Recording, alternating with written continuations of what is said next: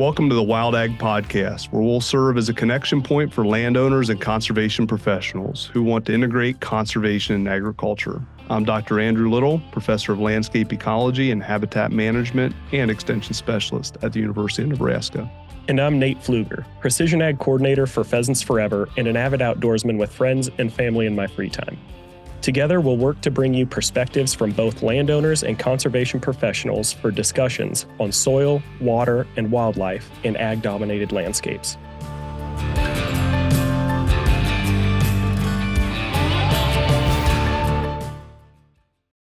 All right. Well, thanks, everybody. Welcome back to Wild Ag Podcast. My co-host, Nathan Pfluger here, and myself are joined today, Brian Teeter, and we'll give a little introduction here in a second and talk about prescribed fire.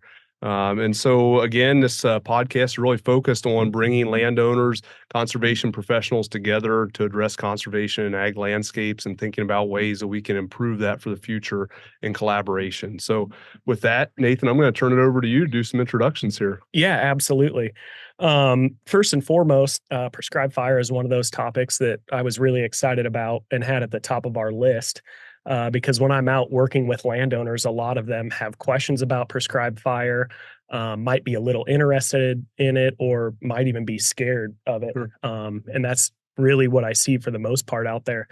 So I thought Brian Teeter here, our prescribed fire coordinator, would be a great guest who could cover some of the misconceptions, the benefits, what it takes to put fire on the ground and everything like that. So Brian, please introduce yourselves and then please give us a little background to prescribed fire in Nebraska. Sure. Thanks for having me. My name is Brian Teeter. I'm the prescribed fire coordinator with Pheasants Forever, Quail Forever. It's a partnership program with the Nebraska Game and Parks Commission. Been in this role since about 2015.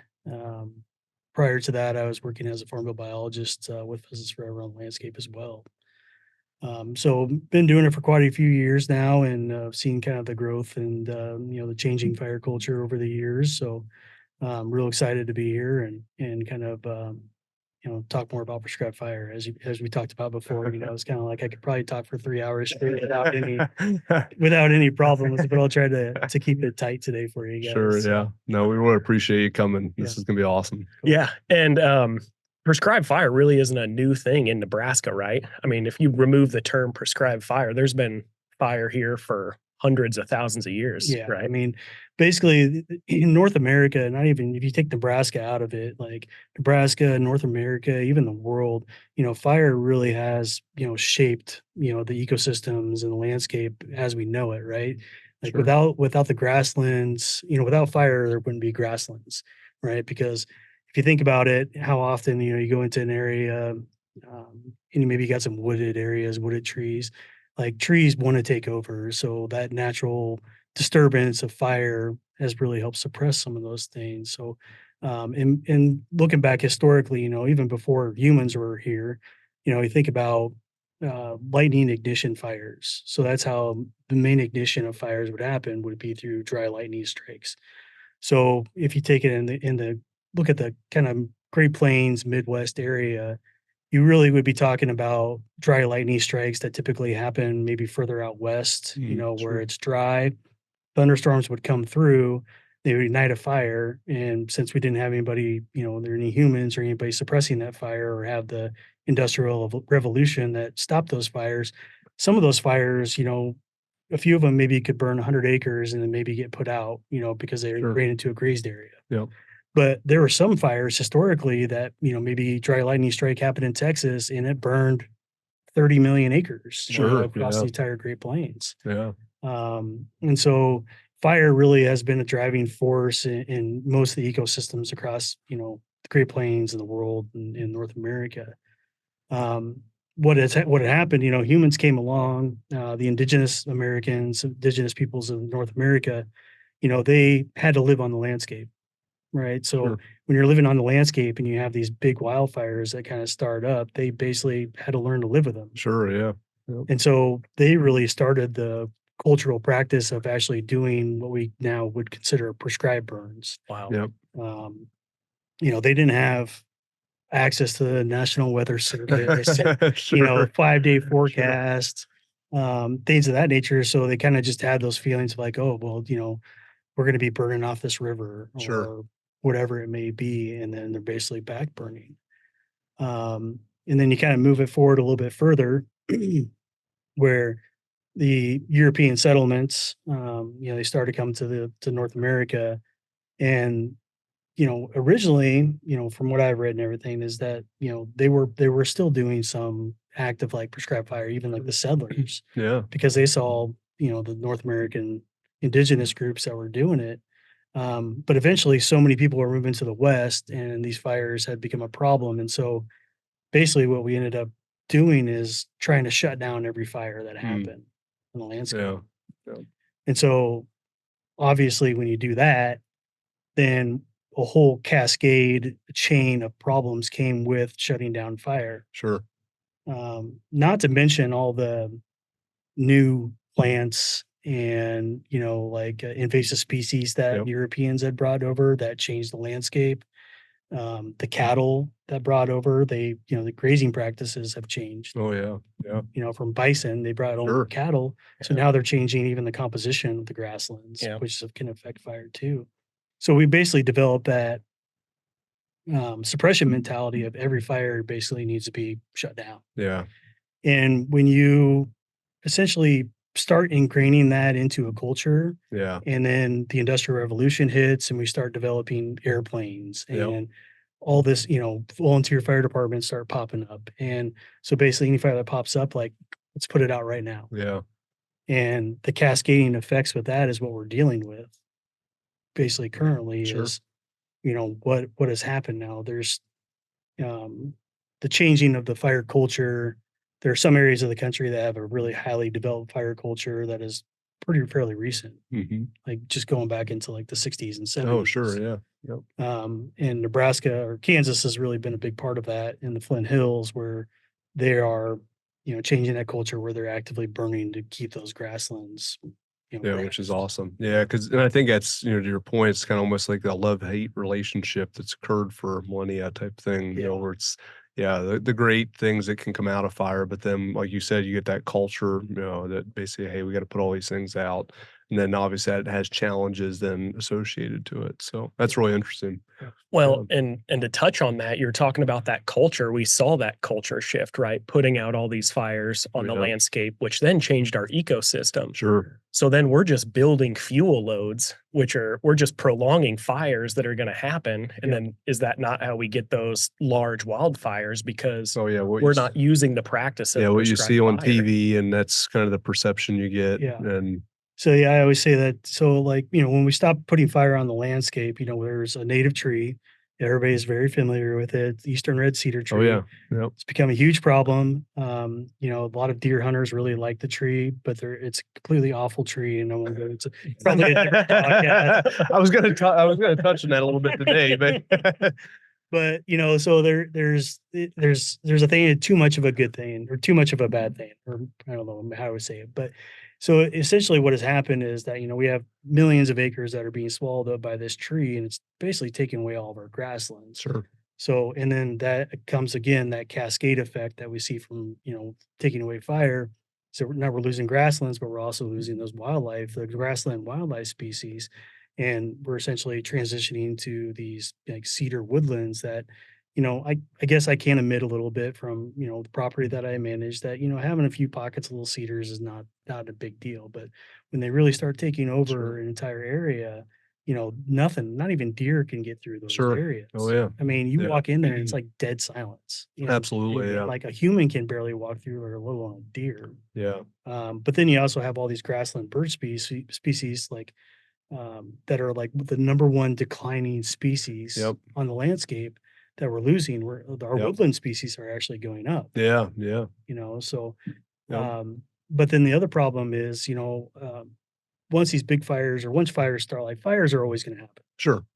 Like it doesn't matter. Like they're going to pop up, whether they're lightning ignited or accidental, somebody welding in their field, or Sure. a vehicle fire. Yep.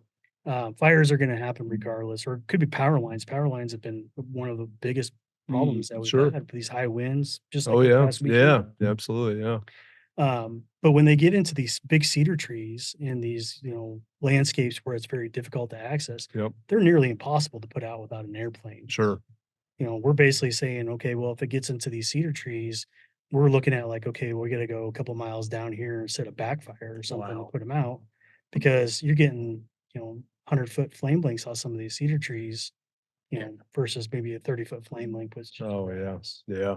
No, that's true. Well, and I think, and it's interesting to me, when I think about fire. So I spent my PhD down at the University of Georgia, working on wild turkeys. And one of the questions that, and we'll probably talk about some of this regarding timing, but one of the questions that really kind of like kicked off my PhD program was, the timing of fire. And of course, down there in Georgia, there's a lot of folks that are putting prescribed fire in the landscape. And so they would dive into, questions about how does that affect the bird and such. Mm. But it's interesting is going back to the culture, and I think it's down there in Georgia where I was working at. It's really important to that system down there, especially in a longleaf pine system where you got to burn every year or two for that wiregrass plant community. And so it's a pretty common thing, and then so folks are really engaged in that down there, where other places you go across the United States, there's really not necessarily that culture that historically, you may have seen elsewhere. So Yeah. Yeah, the Southeast has a really great fire culture. The Kansas, Oklahoma has a really great fire sure, culture. And really, we're starting to see that expansion of that fire that's culture cool. going into those other areas where Sure. people are picking it up. Like, Yeah. and I think we'll talk about this later, but yeah, just the growth of that culture, and even the, government organizations and the Sure. public, all those things are just, really, picking up the pace, but we Yeah. still have a lot of work to do. Yeah. Yes, Yeah. True. absolutely. True. And that kind of gets me into one of the other areas. So we touched on the benefits to wildlife. When we have prescribed fire out there, we're keeping that ecosystem, that grassland ecosystem intact. We're keeping the woody species out. So those rangeland species can survive Sure. and reproduce. How would you sell this? How would you sell prescribed fire to a landowner? Yeah. And then after that, Yep. even the general public, right? That Yeah. maybe they don't own the land, so they don't really know. They just hear fire and they might just be It's scared of it. Oh, yeah, they see it on the news and they assume that's what it's gonna end up being And or the things like smoke, that. and 'cause you Yeah. hear smoke warnings and Oh, things like yeah, that, sure. so, yeah. So I think one of the biggest things, is that when you look at fire on the news is about sensationalizing it, right? They have to get that good media shot. Sure. So when they show fires, it's always destruction. Mhm. But anybody who's been around fire knows that, after the flames go away, that wildlife moves in, Sure. and it's about life. It's Sure. about renewal. Sure. I see fire as renewal where people see it as destruction. So really, it's incumbent on us as natural resource professionals and landowners that use prescribed fire is to make sure that we're spreading that message of like Sure. it's about renewal. It's not about destruction. Now, certainly, there's obviously can be destruction from fire. It's a natural phenomenon. But I would say, when we talk to landowners and try to get them to see the benefits of fire, you got to basically come out and say, where are you at? Like, what are your goals? Right. So every landowner is going to have a different goal of what they're looking for. Yeah. And so you really got to tailor Sure. that message to that landowner to get them to burn. And then once they start to see that benefit that they're looking for, then they're like hooked. Oh, I yeah. mean, it's, Yeah. then they're like, oh, yeah, Sure. I know why we're doing it now. Yep. But the hardest part is, and some of the things that we'll talk about, those hurdles just to get them Yep. to that point, because it's not about just like going out and lighting a match. Sure. You know, Yeah. there's a Yeah. whole lot of stuff that goes into a lot Yeah. of planning and preparation Sure. to go into.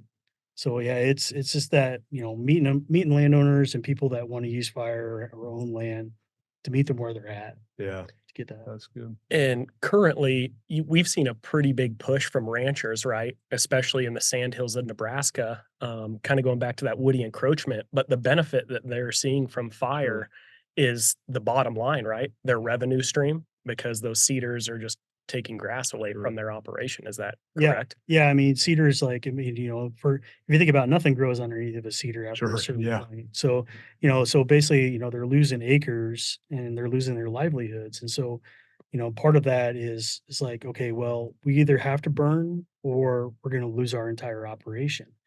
Now we've gone through the whole, we probably spent the last 30 years in Nebraska saying, oh, we'll just cut these little trees. Yeah. Yeah. And we know exactly what happens when we try to do that, because what happens is you go out there and you go cut a bunch of cedar trees. Sure. And you'll pile them up. And Oh, yeah. Yeah. And then in the next 2 to 3 years, you go out there and you actually made the problem worse, because where you had one cedar tree where you cut it, now you have 17,000 little tiny ones that popped up. Yeah. And you basically, and then you have your equipment that Sure. skips deer. It basically creates a perfect environment. Oh, yeah. So these landowners and these ranchers are like, if we don't use fire, we're not going to have a business anymore. Sure. Oh, And- absolutely. And from a public standpoint, like if And it's- you want to get people in Lincoln or Omaha to care about using prescribed fire, Sure. think about the beef prices. Yeah. That's where I was going next. Yeah. Yeah. Yeah. So, I mean, if you think about like, okay, we're losing X amount of acres a year, and that's it. You take that minus how many heads per head of cattle, that keeps decreasing. Well, Yep. if we don't have any fire on the Great Plains, and all of a sudden in 30, 40 years, 60% of the Great Plains is nothing but cedar trees. Yeah. You just lost half your cattle market. Now, Sure. Now, where are we going to get that beef? Sure. Yeah. It's either going to come from overseas, Yeah.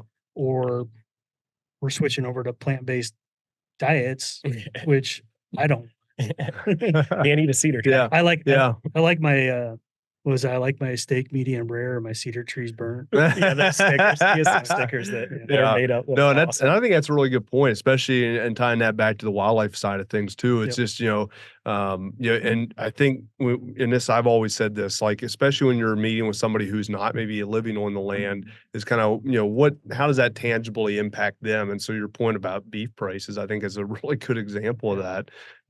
Ultimately, you don't want to have to be paying an astronomical amount of money for a steak at the store. So how can you be a part of that equation? And so I think it's not, it's really an all hands on deck, especially when you're dealing with cedars and other things like that. And I think from a wildlife side, as a wildlife biologist, I see it every day when I'm out there and on properties and visiting with people, and even places I hunt here in Nebraska. And it's like I think one of the things I talk to people a lot is they always say, well, nothing's changed in the landscape.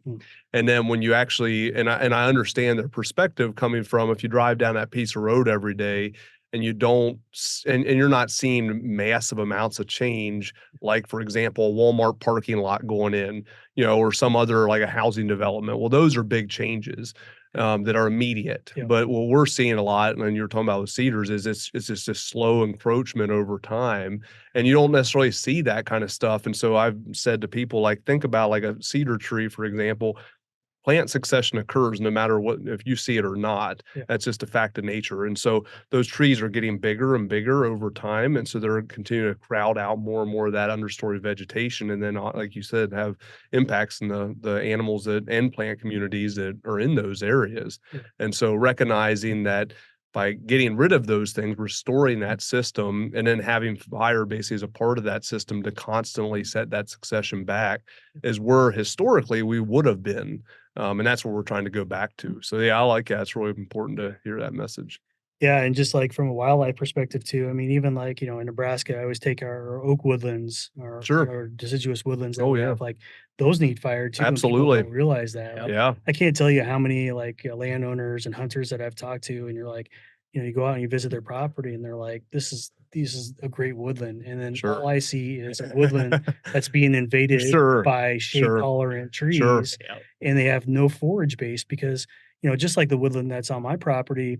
When we went in there, the whole mid-story was all hackberry, and everything was Oh, 15, sure. 20 foot above the ground. So Yeah. the deer had no brow. Yeah, So absolutely. we went in there and we basically cut all the hackberry, and then started running fire through there. Sure. And now we got, all that food is now available browse Yes. for those deer. Yeah. And just keeping it that way, like, not only restoring ecosystems, Sure. but just even maintaining them. Yeah. Yeah, I like that one. And actually, that's something we're going to be doing within our lab a lot, the Awesome Lab. And I plug that in there because that's part of my job. And I have 60% of my time is allotted to extension, and going out and sharing that message with landowners, showing them specifically, here's what you can be doing. And here, like you said, a lot of times times we have this idea of, okay, well, I don't need to do a lot to my property, but in reality, if you're, focused on, wildlife management, say you hunt that area, you got to get that food down on the ground, and you can't have, get these essentially, dominant overstory tree communities where basically shades everything out and you have nothing there.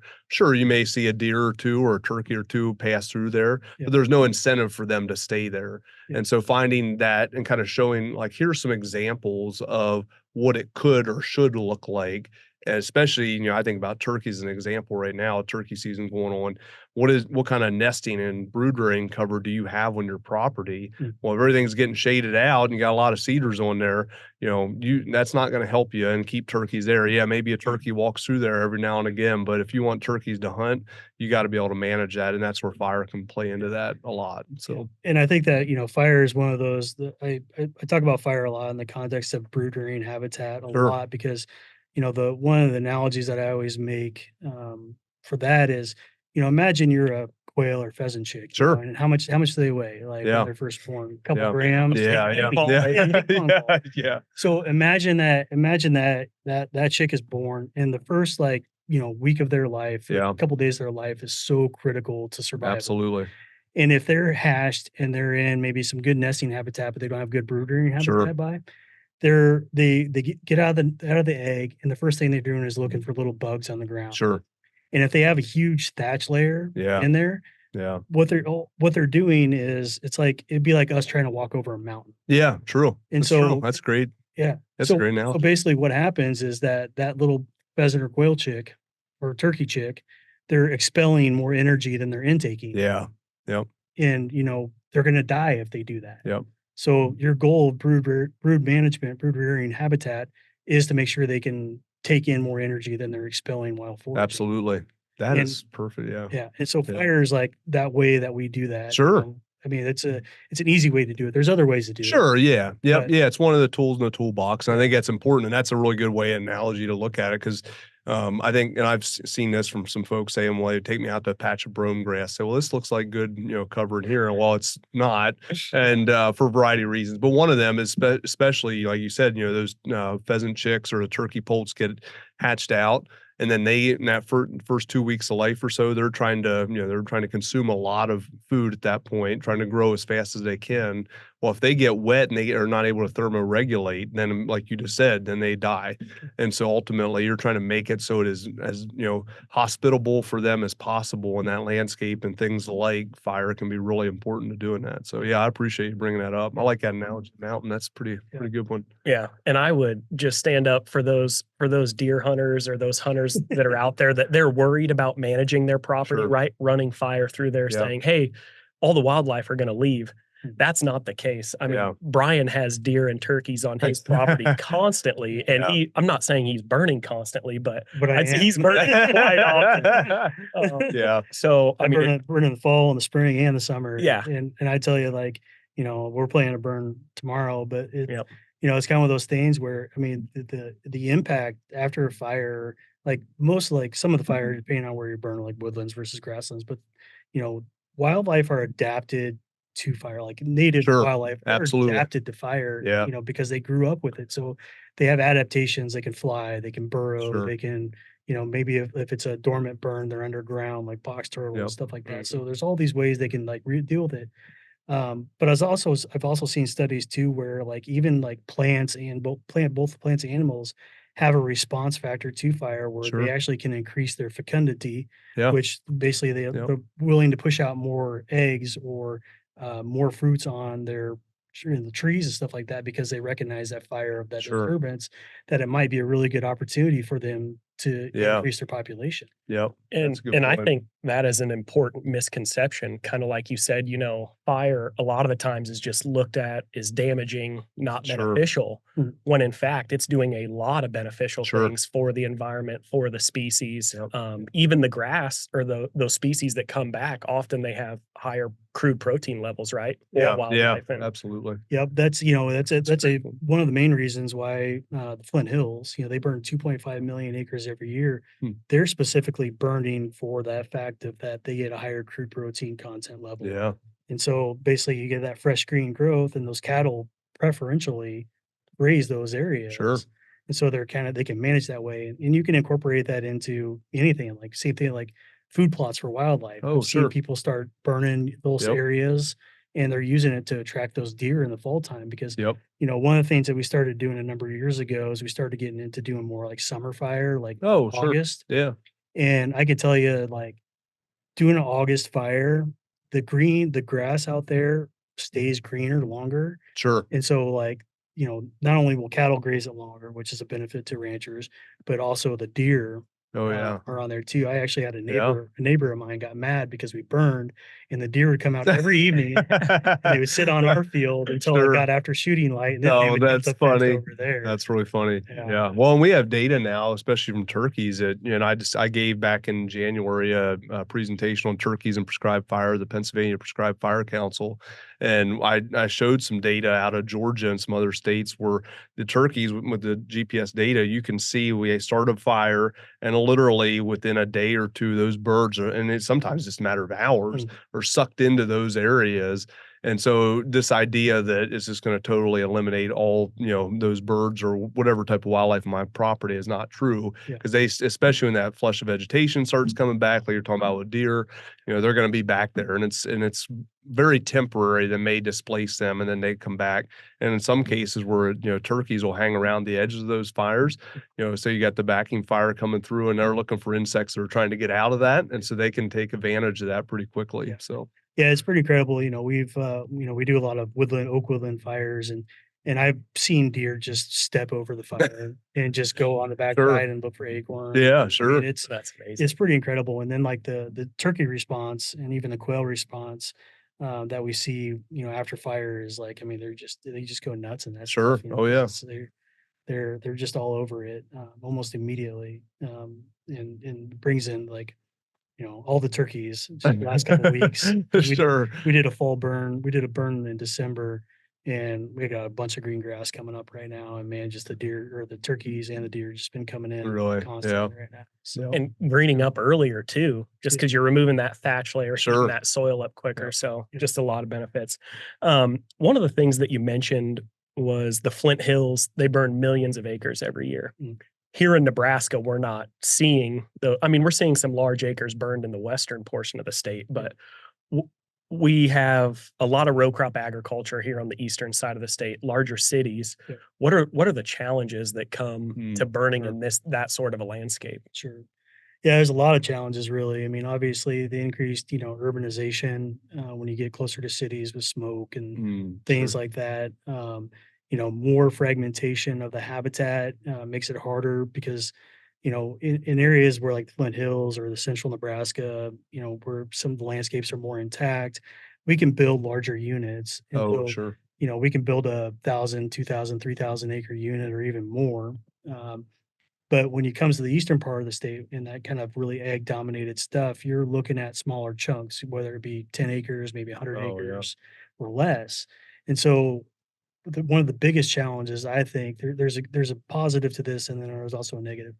The positive is that it's easier to find more neighbors to help you burn, Oh, sure. which is really critical Yeah. to getting fire on the ground. Yeah, yeah. But the bad part of it is that you have to do more fires, Sure. more like you either have to do like 4 or 5 in a day, 4 or 5 20-acre burns, or you're having to find more days to actually get fire on the ground. Oh, yeah. Because one of the issues we were talking about this just before is that Yep. April historically is one of the windiest months out of the Oh, yeah. entire year. Yeah. And so we typically on a good year we get maybe 10, 15 days from March and April to burn. Sure. And some years we get like 3, based Sure. on drought and Yeah. stuff like that. Yeah, the last Sure. couple of years. Yeah, the last couple of years have been really bad. So yeah, there's a lot of good things and bad things. Another benefit or of I guess burning in egg dominant area is that fire break preparation can be a lot easier Oh, yeah. when you have Yeah. That's row crop. sure. I mean, you could put in disc lines, which is easily. real nice. But the hard part is again, dealing with smoke, Yep. getting close to there, is usually the big issue. And that's why it's, I think, so critical for us to make sure that we're communicating the benefits of fire and making sure that fire is known or why the public that lives in the city why they should care why Yeah. fire is happening. Yep. Absolutely. And I know it can be very tough for some people, especially who have asthma problems. Oh, sure. you know, Yeah. things of that nature. But overall, we're doing what's beneficial and what's right for Sure. the land, for Sure. the landscape. Yep, that's Agreed. really And good. I like that. I think that also rolls us into the next thing I wanted to touch on. When somebody is going through the work, putting a prescribed fire together, putting that plan together, putting it on the landscape, they're not trying to blow the smoke towards a city or a town. A lot of the times their plan will call for a certain wind to alleviate that, right? Yeah. So kind of what goes into putting prescribed fire on the ground? Is it just light a match and walk away? Maybe for some people. No, I There's mean, a lot of work goes into it. it is a Yeah. ton of work that goes into it. And I'll say that the more work you put into it, the easier your fire is going to be, Sure. right? The more, I always say if you don't have your burn plan and fire breaks in at least, 9 months before your burn, you're already behind the schedule. Sure. So, getting a burn plan written, with the help of a professional, they can help guide you through like where to put a good fire break is, because they've maybe burned a lot. Yep. So they could tell you like where the best place to put a fire break in is, or how to make a unit more rectangular or more Oh, sure. square. Yep. Because a lot of times, in the kind of egg dominated side, we see a lot of fields that are not Oh, that are yeah. that- Real irregular. yeah, irregular. And so when you're trying to burn with a consistent wind, it's very difficult. Oh, yeah. So when we're going through that whole planning process, we come up with, our temperature, humidity guidelines, our wind speeds, our fire breaks, how much equipment that we need, Sure. what type of equipment that we need. And then like you said, like wind direction. There are some units that you can only burn with like a couple wind directions just because there may be, houses or chicken barns Oh, or sure. hog farms or a town or something like that. And then there's also some units where it can only be burned with a certain wind, and you may have to put smoke over somebody. Oh, yeah. Just because of how the unit's laid out. Sure. But that's where it's really critical for people to engage early with their neighbors. Yeah. Yep. So Yeah. if you're planning on going burning, Yeah. and your neighbor, the first time they're hearing about that burn is the day of the burn, and they see the smoke, it's typically not a recipe Yeah, for success. That's And true. more than likely, Yeah. they've already probably called the volunteer Oh, fire I'm sure. department Yeah, saying, by "Hey, then. there's Yeah. smoke coming my Yeah. way." Well, I remember, so that burn we did last fall or whatever, I forgot to put one of our prescribed fire signs, a Oh, head sign out by yep. my road. And there were people sitting or driving right on that road looking to see if it, was a wildfire. But Sure. Well, and they actually called the chief, right, that you called into, and Yeah. he's like, "Hey, is everything good up there?" And you're Yep. like, "Yep, Yep. everything's good yeah, here." he So texted me in the middle of the burn. Yeah. He was like, "Everything good?" I'm like, "Yep." So, and those Yep. relationships with the That's really local important. volunteer Yeah. fire department, I mean, those go a long way, right? Yeah, your relationship with your volunteer fire department is huge, and a lot of times you'll get, people that are on the volunteer fire department to come out and help. I mean, because obviously Sure. they're your Sure. neighbors. Oh, yeah. Yeah. And they also have, suppression experience too. So they're always good to have on the fire line as well, because they, if something does happen, very rarely that does, but if something does happen, at least you have Sure. some people there that kind of know how to put out fires and stuff Yeah. like that. Well, one thing kind of build off of that I want to jump into, and I think it ties in really well, is that I saw over the past, few months you guys have had, these workshops around prescribed fire. Mhm. And so thinking about somebody who's listening to this who has like no experience at all, land or has no experience with fire, but they're interested. They've seen things either on social media or they've read things or whatever. What's your advice to kind of get them prepared so that they can get that experience at some point? Yeah. So there's a couple different things. One thing I always recommend is that we do put on like a kind of a basic prescribed fire workshop. It's kind of like a half day class of kind of PowerPoints and presentations, and it's really they're not that fun, to be honest with you. But it's stuff that the stuff that you need. You to need, know. yeah, absolutely. It's like that Yeah. basic Sure. level of like, okay, I understand what this term is and Sure. how this is how like an idealized burn goes. So we typically kind of send them through one of those workshops. We do have on our YouTube, Nebraska Pheasants Forever YouTube page, we do have those kind of series recorded, so you can kind of Oh, go sure. through them at Oh, your cool. own speed. But I would say there's always that second tier. So if you're initially interested and kind of want to see what's all goes into it, Sure. you can kind of check those things out. But then the second step is really just trying to get out and see and be on actual fires. Yeah. Okay. And so the way we've kind of set that up now is we don't really do really like real formal type trainings, Okay. but Yeah. we have prescribed burn associations and are basically collectives of people that are helping each other burn, That's neighbors helping awesome. neighbors. That's awesome. And so we try to like direct them to their nearest area that are doing those burns. Yeah. And maybe for the first couple times they come out and they just watch. Yeah. Yep. Or maybe, and what I try to do is if somebody's new, I put a drip torch in their hands. Okay.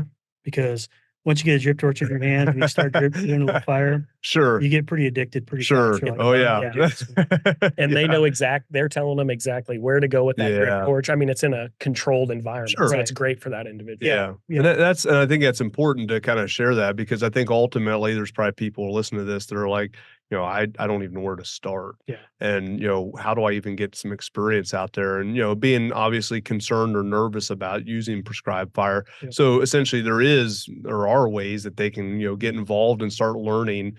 And then having the Prescribed Fire Association, Burn Association, I think that's really important that they can, learn from their neighbors. They can kind of all, work together to figure out ways to do this. And constantly it's evolving knowledge base essentially. So I think I like it. It's awesome. Yeah, it makes it, if you're not nervous while you're doing fire, it is that person scares me, So you have to have a little bit of nerves when you do fire. And so it's good to be nervous, but the more you do it, and I always say preparation's huge. Yeah. Like, the better you prepare, the easier your fire is going to be. Like I've done fires where we've had 70 people on the burn, and I've also been on fires where it's just me and another guy. Wow. And both can be successful.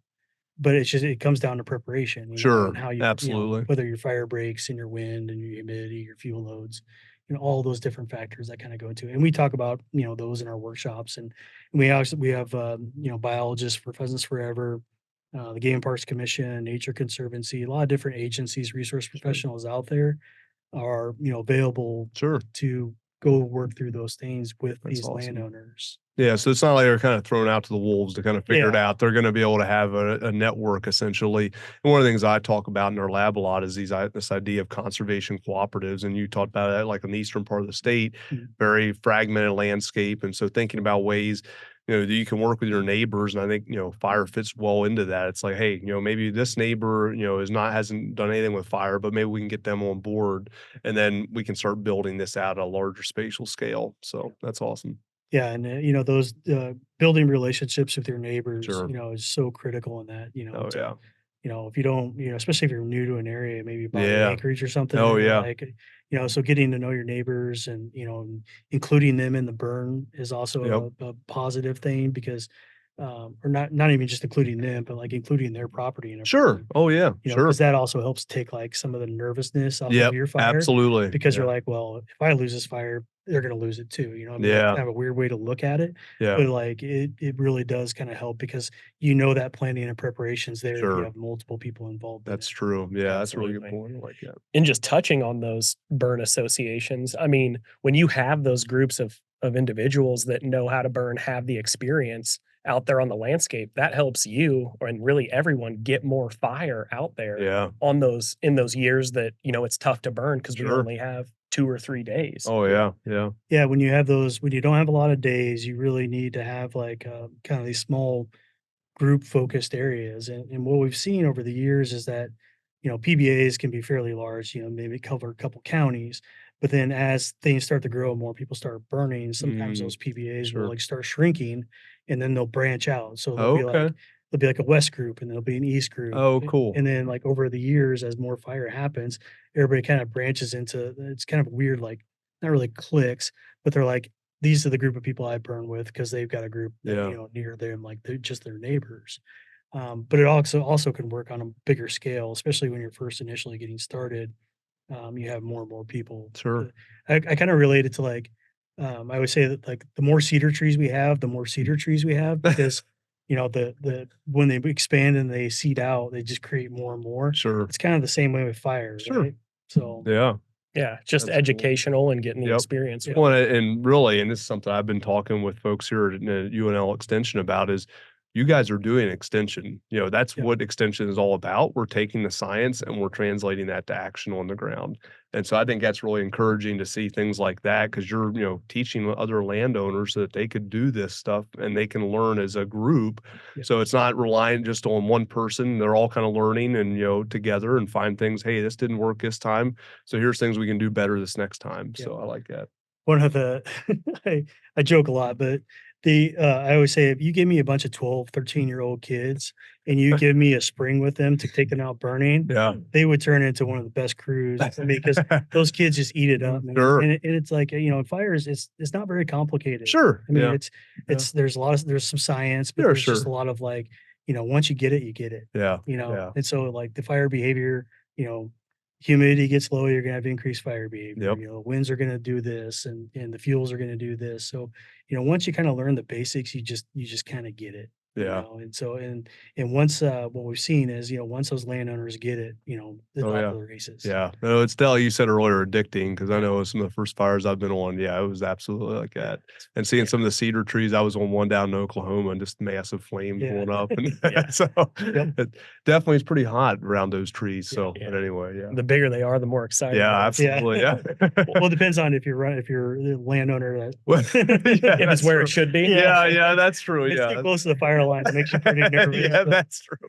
Absolutely. Yeah. So outside of having the crew there, having your fire breaks in, I mean, weather is extremely important when it comes to putting a fire out on the landscape. Yeah. And a lot of the times making that call to not burn is because of the weather. Can you kind of touch on, what are good parameters to burn in? I mean, I know there's a window, and if everything's safe, you can kind of push those parameters, but can you touch on weather a little more? Yeah, weather is such a complicated subject. And I was just last night, I was looking at my phone, I was looking up the weather, and I had 78 tabs open on my phone. And 70 of them were all fire weather.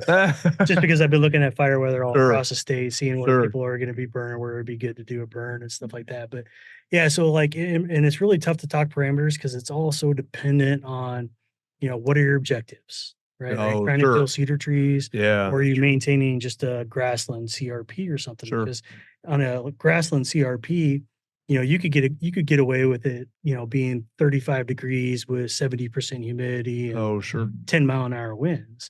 Versus if you're trying to kill larger cedar trees, we may need 70 degrees, 20% humidity, and 10, 15-mile-an-hour wind. But there's also the other flip side of it too, where since we're burning in the summertime, like we could burn, it could be 100 degrees out and 60% humidity. So really, it's really dependent about your objectives, your ecosystem that you're managing. But there are like, if I could build a perfect day for burning in Nebraska in a grassland situation, I'd want it to be 60 degrees. I want 10 to 12-mile-an-hour wind, steady one direction, no wind shifts. And I want the humidity to be about 30 to 38%. Sure. I mean, that's like an ideal perfect day for one scenario.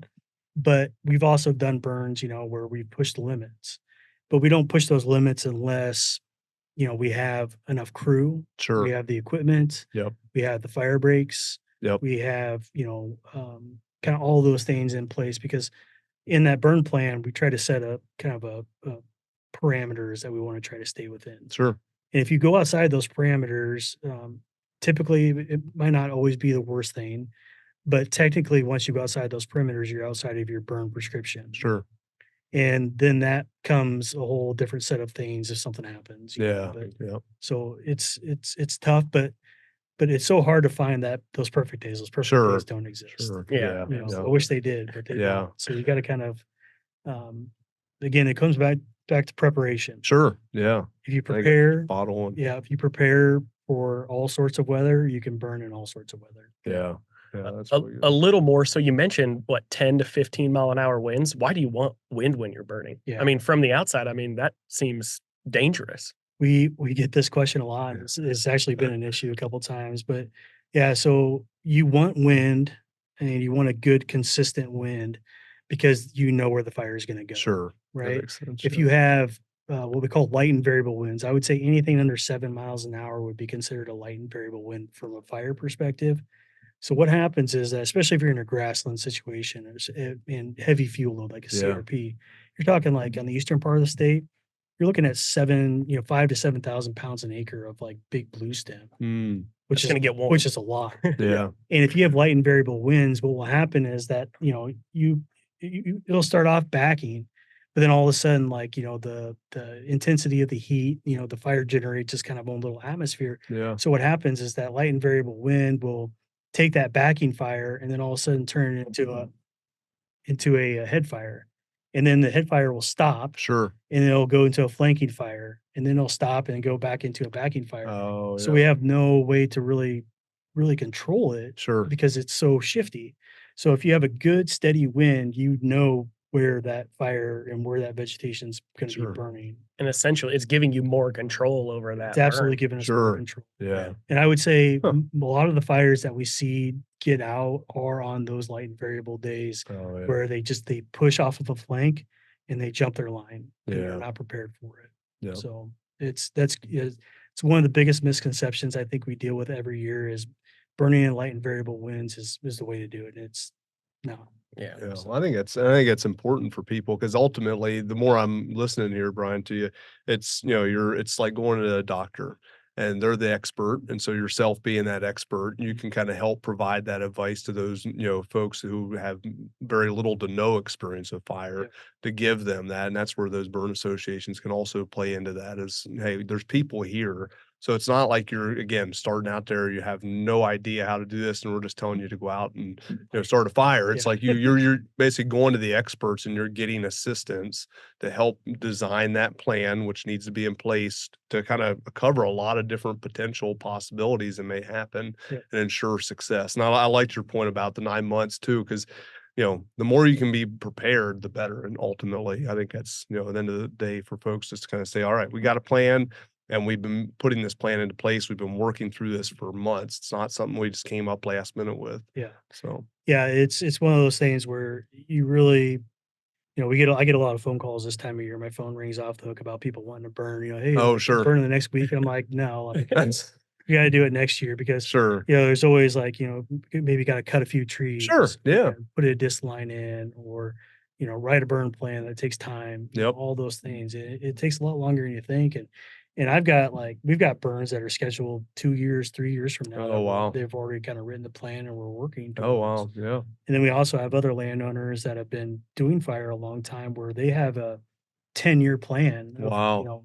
we're going to be burning this unit this Yep. year and, doing that thing. And so it's it's a process that you basically just got to integrate into whatever else you're doing for wildlife management. Sure. It's like putting in food plots every Sure. year. Yeah. Yep. Just fire needs to be a Sure. part of that. Personally, I'm maybe a little biased, but fire is, I think, part of anybody as a wildlife manager, a hunter. They need to be supportive of prescribed fire, and even if you don't own land and you're Sure. interested in helping out on prescribed fires, I mean, we've got all sorts of like places that you can go. Like, That's awesome. on weekday, really cool. weekend, evenings, whatever. If anybody wants to go out and burn, like we could probably plug them in. That's super cool. Yeah. That's a great point. I mean, Yeah. Jim Kahn just had a fire that was called off just because lack of personnel. So Oh, again, really? not Yeah. having enough people or enough Yeah. equipment for that burn, and it got called Yeah. off. But So one thing real quick I want to jump on with that. So I think one of the things, and I guarantee you get this a lot, is legality issues of fire. And so Favorite subject. yeah, no, and the reason I say all that is because I feel like that's probably part of the hesitation for some people. Yep. That's one of those hurdles as you were talking about before. So can you talk a little bit about that and just kind of how to address that? And again, I feel like all these things you just talked about feed into that to Yeah. address that issue. So you're working with a burn association, you're working with experts that have done this so many times, so you're prepared for things like that may occur. So Yeah, absolutely. It's one of those. It's always like a touchy subject, but it's Sure. like we John Weir from Oklahoma State has done extensive research on tracking burns and Sure. how many burns get out, and the data really shows that, especially in the prescribed burn associations where groups of landowners are getting together, is that burning is one of the safest activities you can be doing on your farm. Sure. Just because of all that preparation. Now, if you go Sure. and just light a fire, Sure. Yeah. then Yeah. that's you're kind of out the Yeah. window. But if you go through all the steps like we've talked about and the Yeah. planning and getting your neighbors involved and you're getting burn plan or burn permits from the volunteer fire department, Yep. all those things are help reduce that liability. But Yep. stuff does obviously happen, right? Sure. So when those things happen, accidents happen. We've seen accidents happen. Many times your local farm and ranch policies Sure. cover some of those incidents for the legality reasons. There hasn't been a lot of case study. Chris Wonka, she is she did a lot of policy fire liability Oh, policy okay. work for with UNL here, but she, looked into a lot of that stuff. And there's not a lot of case law out there that show, at least in the public records, Sure. because most of it is usually handled through insurance companies. Oh, stuff like sure. that. Yeah, that So, makes sense. Yeah. but like, the fires that we've had, I can only think of a couple of fires, prescribed burns that have, caused any major issues, in the 15 years that I've been working in Nebraska. But so it's very rare, Sure. Yeah. Yeah. and going through that process. But and obviously it's always a concern. But just like you could roll a tractor, Sure. or Yeah. get Absolutely. into a car wreck on the way to a Absolutely. burn. I Yeah. mean, you're more likely statistically Sure. for that to happen. So, yeah, it's something that you want to like be mindful of, and I think the reason why um, being mindful of it helps you with the extra prep. Yeah, absolutely. Like, That's kind of what I was going to get to. yeah, so Yeah. like Kind of connect those I'm gonna dots. do an extra 20 foot of a disc fire break on the edge Correct. of my cornfield because Yep. there you go. That's reducing my liability. Yeah. I'm Yep. gonna have my neighbor bring over his truck and we're gonna throw in a slip-in unit in the back of his truck. Yep. We don't have it in our plan, but we're gonna bring it anyway just Yep. for extra liability. Absolutely. Or we got, a couple natural resource professionals or guys or girls that have been burning for a long time, they're coming Sure. out. Like those type of things are going to reduce the liability or, the instance of having to be concerned about it. Yeah. But you Absolutely. can't just ignore it either. No, absolutely. And I think that's kind of where I was getting at is kind of connecting those dots. And ultimately that goes back to that planning. So you're doing those things that you're trying to prevent that at all costs. And so, yeah, that's a good point. Yeah. And we absolutely. provide, one of the things that we started doing was we actually, when Prescribed Burn Associations really started up, not only do we provide training and guidance for them, Sure. we're providing them like with fully built trailers that have, Oh, yeah. we got 200-gallon slip-in units in there. We got drip torches. We got Nomex clothing, goggles, fire ahead signs. So we're basically outfitting. It's about $30,000 worth of equipment, Wow. and we're basically saying, if you guys want to start a PBA, Yeah. here is like a ready to use kit that you Sure. can build off Sure. of. Yeah. And so, That's awesome. and the landowners, they bring their own UTVs or Sure. ATVs, sprayers, and a lot of people have water tenders or get it from the Oh, yeah. co-ops. Yeah. So like we kind of help them get the ball rolling with Yeah. some of that equipment. So, Yeah. You're That's sparking good. the fire. yeah. And the Well, fun. ingenuity that some of these landowners have to build Sure. their own rigs is amazing. Yeah. I mean, it's pretty neat. And that's got to make you feel pretty good as once you give the Burn Association the starter pack, if you will, Yeah. and then they're building their own rigs. I mean, that's got to be pretty neat. It is pretty cool that there's a couple PBAs we've had across the state where it's like, they're kind of hesitant, they're like, all right, yeah, we'll try a couple burns. And then the next year they show up in this like 1979 F250, with a homemade pump on the back of the thing. And then it's like That's their dedicated awesome. fire rig. That's awesome. That's And then really we got cool. landowners that are getting like old military trucks and Oh, yeah. tanks, and Yeah. I've seen Humvees and Jeeps and all sorts of stuff that's just people build, That's cool. and like stuff just laying around. Like they got old Sure. trash pump, Oh, yeah. get old trash pump and throw it on a tank and all good. So, Yeah, pretty That's amazing. awesome. Yeah. that's neat. That's really So kind of bringing it back to the whole planning process. So you have the plan in place for a year, the burn goes smoothly. Then are people just packing up and leaving that day? Or what goes on once the fire is done? The work's not done, right? No, especially not for the landowner.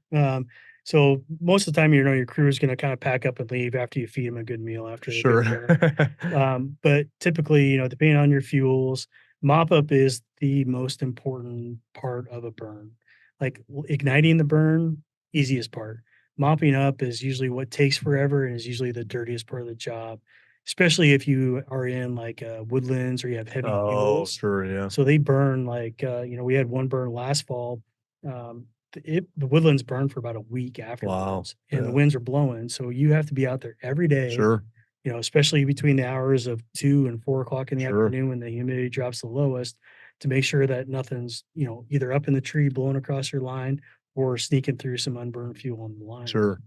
Because that's how I would say, I'd hate to give a statistic, but I would say a large majority of burns that get out are because of they happen the day after or the Sure. following days Mm. where they think everything's done burning, and then Yep. all of a sudden something in a punky log kicks up, and Yeah.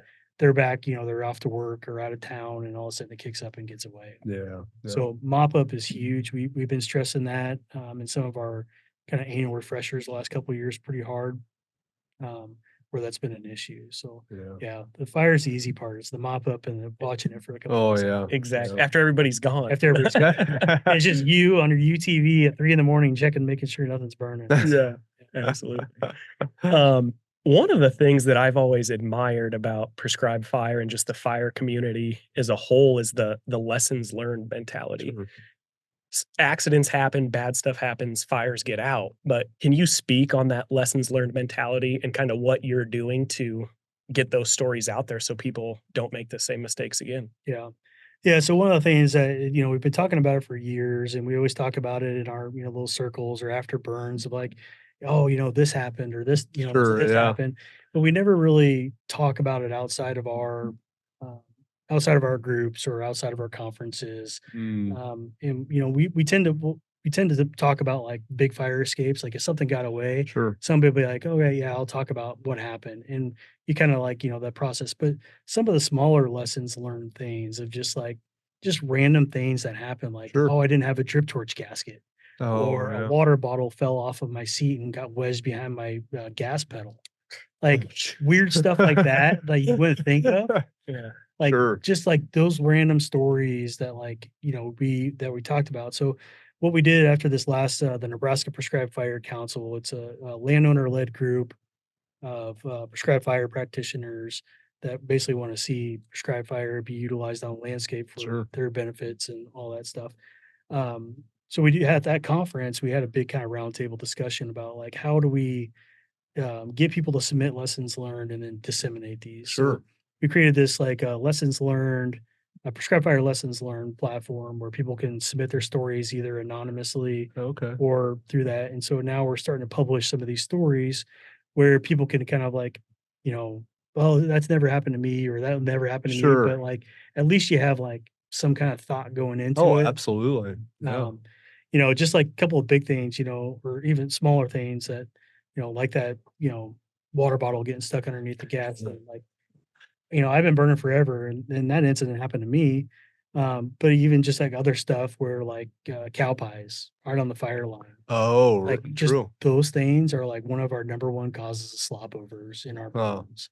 Yeah, we had a biologist parked a tire or parked their vehicle on top of a cow pie that was still smoldering Oh, and no. popped the tire Oh, right geez. Oh, yeah. one Oh, year. God. Just crazy stuff. Like Yeah. that. Yeah. So yeah, we basically kind of set up a platform that we're trying to kind of get people to submit stories, stuff, That's and cool. but yeah, so the goal is it's like everything else. You're constantly learning new Sure. things, Absolutely. new Yeah. techniques, and how things burn, and like especially when it comes to like burning woodlands, like a lot of people don't look at it, but like you really need like a higher wind speed to burn in woodlands, and if you're burning Mhm. like it doesn't move very much, like it's Sure. hard. Yeah.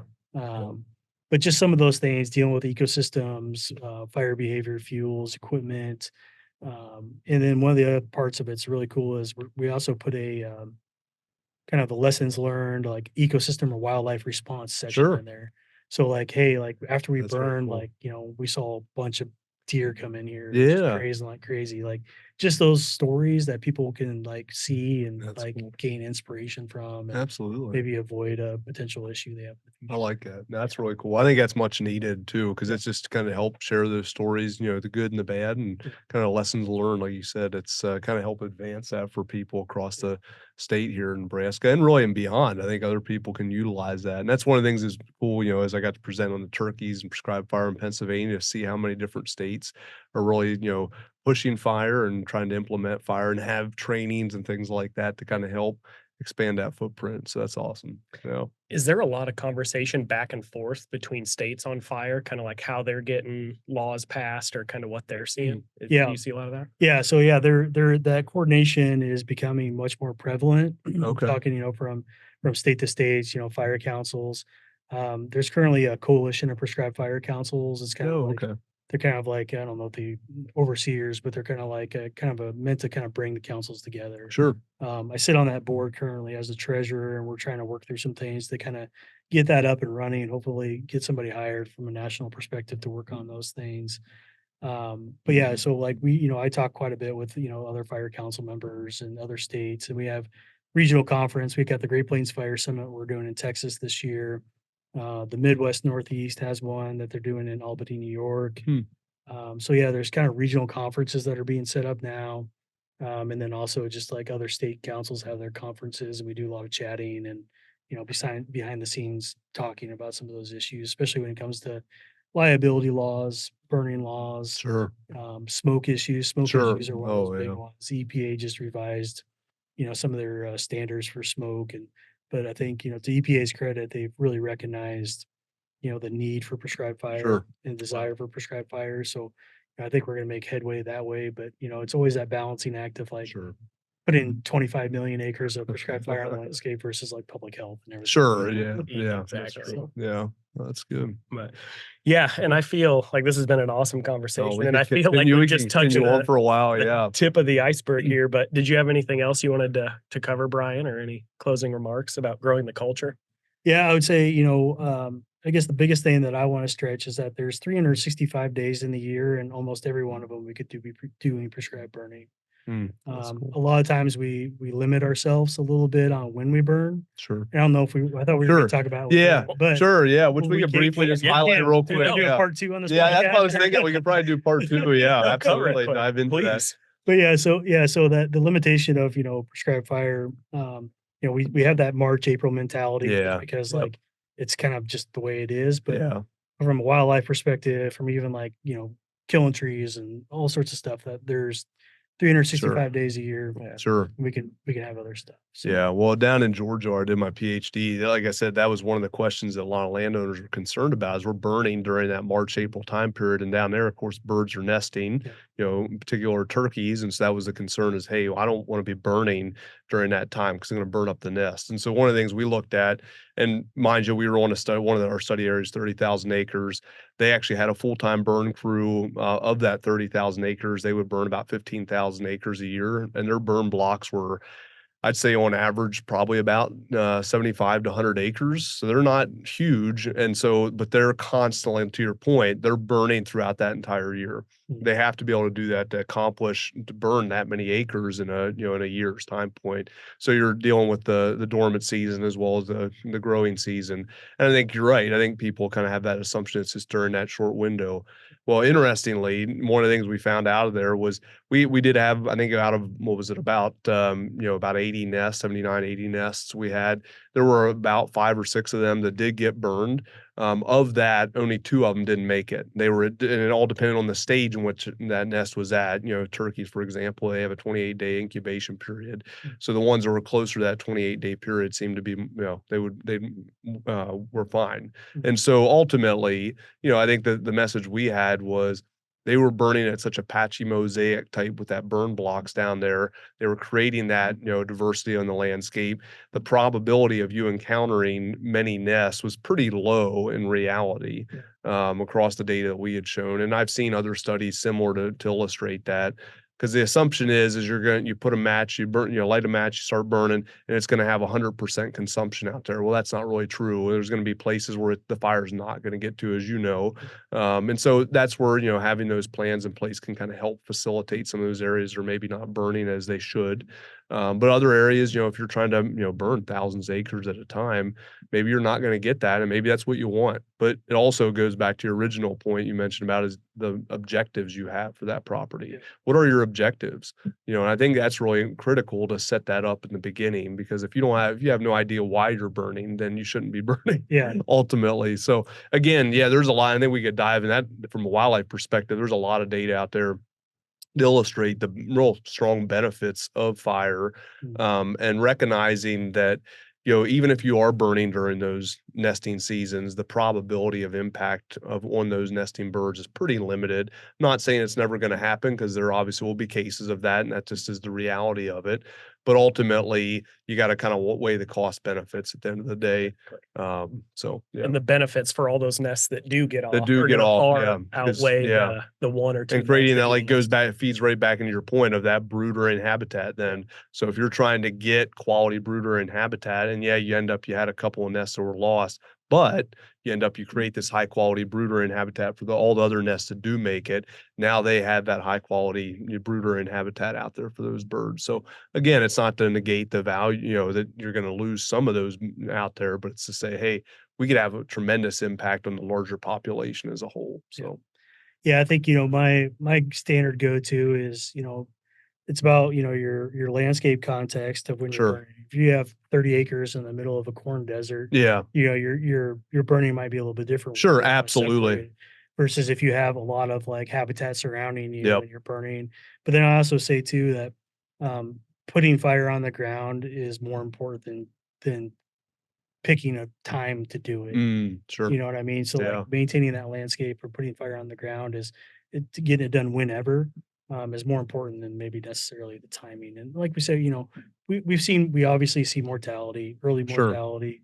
I know there's studies, especially with quail and stuff down in Missouri that I recently seen that, some of the nests that are making it were later in the year anyway. So, yeah, there's a lot of different things, but even the other side to it too is we see a lot of people not want to burn in the fall Oh, sure. because hunting season as Oh, well. sure. Yeah. Mhm. Yeah. And that's I think another hurdle that we kind of need to get Yeah. kind of over a little bit too is, that you're depending on what you're hunting, obviously, but burning in the fall might actually be pretty good because you're gonna, I think, attract some of those animals back to those areas. But yeah, just having that full, don't pigeonhole yourself into getting it done in April. Sure. You Yeah. know, That's a absolutely. good point. Yeah. Yeah. Like I said earlier, the windiest month. That's true. Yeah. Yeah. We'll have to Absolutely. do another episode and Yeah. talk about some of the wildlife Yeah, benefits and For things sure. like that. I'm just embarrassed to cut the good conversation short. I Sure, yeah. apologize about that. We knew this was gonna happen. I told you. We did, absolutely. But no, I just want to say thanks for your Yeah, time, Brian. absolutely. and, Really appreciate your um, time. Thanks for everything you're doing to push the fire culture forward in Nebraska. It's exciting to see just since I've came on in 2019, the number of trailers you've added and just the growth has That's been cool. pretty neat. So yeah, we'll definitely have to have you back. That's absolutely. Yeah. Appreciate Really you having me. appreciate it. Yeah. Thanks so much. Even on the eclipse day, we got her knocked That's out. right. Yeah. Good luck. Absolutely. It is good luck, yeah. All right. Thanks, Brian. Thank you. All right. Wild Ag is part of the Natural Resources University Podcast Network. If you enjoy this podcast, please leave us a review so others can find us and tune in. And we want to hear from you. You can submit questions or topic suggestions to us at wildagpodcast@gmail.com. That's WILDAG podcast@gmail.com. Thanks for listening.